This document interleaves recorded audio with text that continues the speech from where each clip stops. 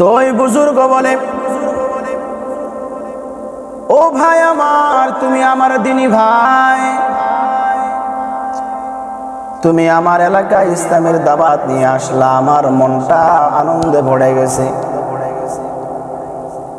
আমি একজন সাধারণ মানুষ, সারাদিন জঙ্গলে কাঠ কেটে সেগুলো বাজারে বিক্রি করে সংসার আমি চালাই। দেখো এই 3টা দিন আমি তোমাকে মেহমানদারি করাইলাম, আমার ঘরে মেহমানদারি করাবার মতো আর কোনো খাবার দাবার আমার ঘরে নেই।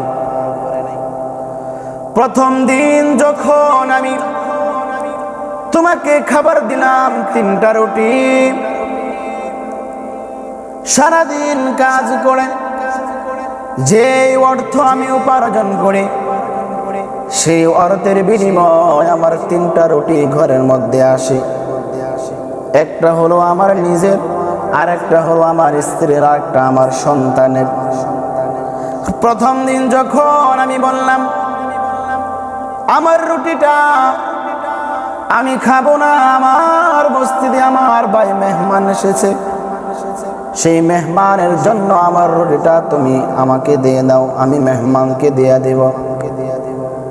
যখন রুটিটা নিয়ে আমি বের হব, স্ত্রী ডাক দিয়া কই, স্বামী আমার, স্বামী আল্লাহর ঘরের মেহমানকে রুটি খাওয়ায়া নেক নিবে, আর স্বামী ঘরের মেহমানকে রুটি খাওয়ায়া সব নিবে, আর স্ত্রী সব নিবে না, এটা হতে পারে না।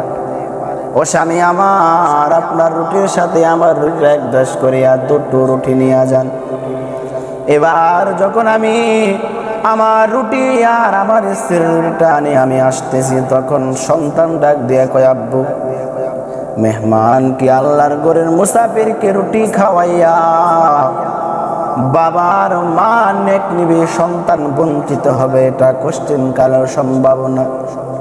যাও আব্বু, তোমাদের সাথে আমার রুটিটাও একদাস করে 3টা রুটি মেহমানকে দিয়ে দাও।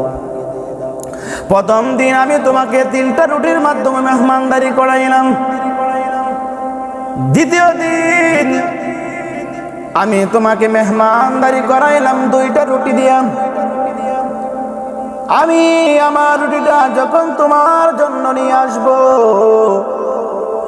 আমার স্ত্রী ডাক দিয়া কয়, স্বামী আমার, সাথে করে আমার রুটিটাও আপনি নিয়ে যান। কিন্তু সন্তানের রুটি আনি নাই, ও তো ছোট মানুষ, 2 দিন না খেয়ে থাকলে সে অসুস্থ হয়ে পড়বে, সেই জন্য আনি নাই। দ্বিতীয় দিন আমি তোমাকে 2টা রুটি দিলাম। তৃতীয় দিন আমি আমার রুটিটা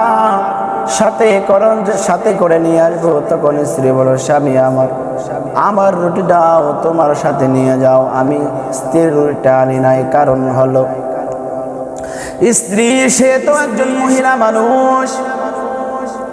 আমি 3 দিন না খেয়ে থাকলে আমার শরীরটা দুর্বল হবে বটে, অসুস্থ হব না। তবে মহিলারা তো দুর্বল, 3 দিন না খেয়ে থাকলে অসুস্থ হয়ে যাবে। আজকে আমি তোমাকে একটা রুটির মাধ্যমে মেহমানদারি করাইলাম, যাও, আর তোমাকে থাকতে হবে না, কারণ এলাকায় তোমার মেহমানদারি কেউ করাবে না। এবার ওই বুজুর্গ ডাক দিয়া বলে, ও কাঠুরিয়া, আমি কেন তোমার এই এলাকা থেকে যেতে চাই না জানো?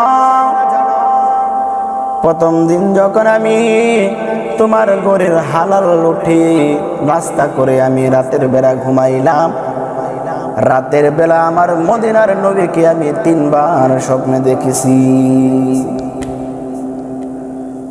আবার যখন দ্বিতীয় দিন তোমার ঘরের হালাল রুটি 2টা খেলাম, সেই 2টা রুটি খাওয়ার বিনিময় রাতে আমি আমার রাসূলকে 2 বার স্বপ্ন দেখেছি। সুবহানাল্লাহ।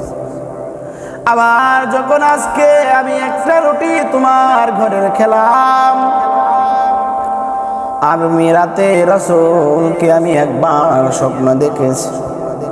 ও এলাকার মুসলমান, এই হলো হালাল খানার বরকত, হালাল খানার বরকত, হালাল খানার বরকত।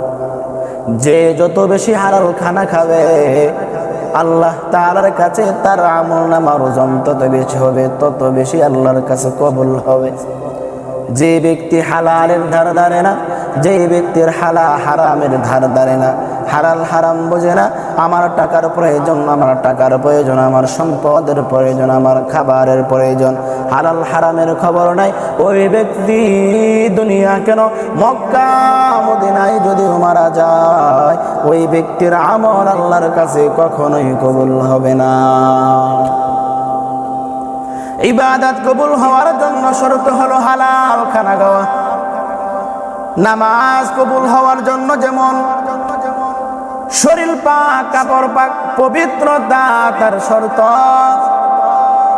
ঠিক তেমনি ভাবে বান্দার আমলগুলো আল্লাহর কাছে পৌঁছার জন্য, আল্লাহর কাছে কবুল হওয়ার জন্য সব থেকে উত্তম পাত্র হলো বান্দা হালাল খাবার খাওয়া।